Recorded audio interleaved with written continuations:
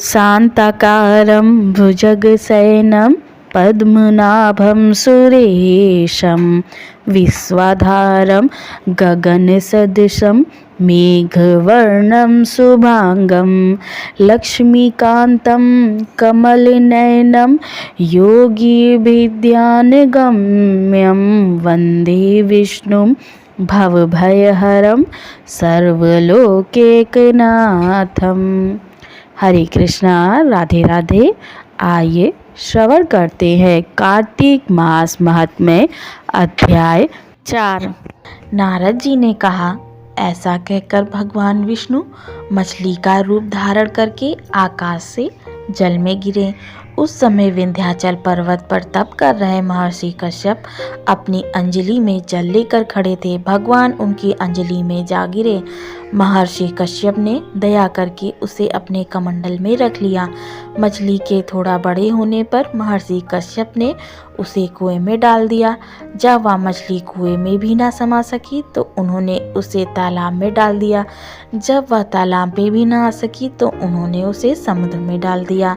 वह मछली वहां भी बढ़ने लगी। फिर मत्स्य रूपी भगवान विष्णु ने इस शंखासुर का वध किया और शंखासुर को हाथ में लेकर बद्रीवन में आ गए। वहां उन्होंने संपूर्ण ऋषियों को बुलाकर इस प्रकार आदेश दिया, मुनीश्वरों, तुम जल के भीतर बिखरे हुए वेद मंत्रों की खोज करो और जितनी जल्दी हो सके उन्हें सागर के जल से बाहर निकाल लाओ। तब तक मैं देवताओं के साथ प्रयाग में ठहरता हूँ। तब उन तपोबल संपन्न महर्षियों ने यज्ञ और बीजों सहित संपूर्ण वेद मंत्रों का उद्धार किया। उनमें से जितने मंत्र जिस ऋषि ने उपलब्ध किए वही उन बीज मंत्रों का उस दिन से ऋषि माना जाने लगा। तदंतर सब ऋषि एकत्र होकर प्रयाग में गए। वहां उन्होंने ब्रह्मा जी सहित भगवान विष्णु को उपलब्ध हुए सभी वेद मंत्र समर्पित किए। सब वेदों को पाकर ब्रह्मा जी बहुत प्रसन्न हुए। उन्होंने देवताओं और ऋषियों के साथ प्रयाग में अश्वमेध यज्ञ किया। यज्ञ समाप्त होने पर देवताओं ने भगवान से निवेदन किया, हे देवादिदेव जगन्नाथ, इस स्थान पर ब्रह्मा जी ने खोए हुए वेदों को पुनः प्राप्त किया और हमने भी यहाँ आपके प्रसाद से यज्ञ भाग पाए हैं। अतः यह स्थान पृथ्वी पर सबसे श्रेष्ठ, पुण्य की वृद्धि कराने वाला एवं भोग तथा मोक्ष प्रदान करने वाला हो। साथ ही यह समय भी महापुण्यमय और ब्रह्मगाती आदि महापापियों को शुद्धि कराने वाला हो तथा यह स्थान यहाँ दिए हुए दान को अक्षय बना देने वाला भी हो। यह वर दीजिए। भगवान विष्णु बोले, देवताओं, तुमने जो कुछ कहा है वह मुझे स्वीकार है। तुम्हारी इच्छा पूर्ण हो। आज से यह स्थान ब्रह्म क्षेत्र के नाम से प्रसिद्ध होगा। सूर्यवंश में उत्पन्न राजा भागीरथ यहाँ गंगा को ले आएंगे और वह यहाँ सूर्य कन्या यमुना से मिलेगी। ब्रह्मा जी और तुम सब देवता मेरे साथ यहाँ निवास करो।